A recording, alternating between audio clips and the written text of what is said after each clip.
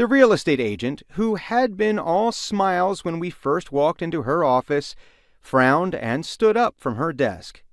She shook her head and said, "I got an old 2-story stucco in South Main if you want to see something else." She sat back down behind her big desk, and looking at some papers lying on the ink blotter, "Just take my word for it, honey, you don't want that house." The pleasant lilt in her Arkansas accent was gone. So much for Southern hospitality, I thought. Rebecca leaned over the woman's desk a little, smiled, and said, "Oh, but I do want that house. We love that house, and we want you to approach the owner to see if she'll consider an offer." The agent picked up a pen and started writing on the papers before her.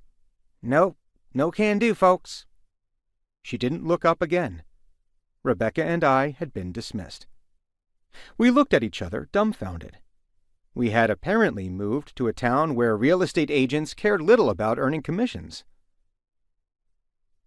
Another agent in the small office, a bald man with large, sad eyes, cleared his throat. He pressed his lips together nervously. "Well, let's just say," he began. Then he stood up from his desk. He shifted his weight from one foot to the other while looking out a window. He stuck his hands in his pants pockets.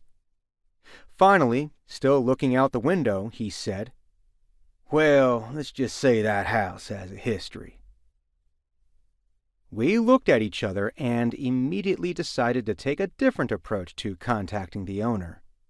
We would simply go to the house and knock on the front door and introduce ourselves.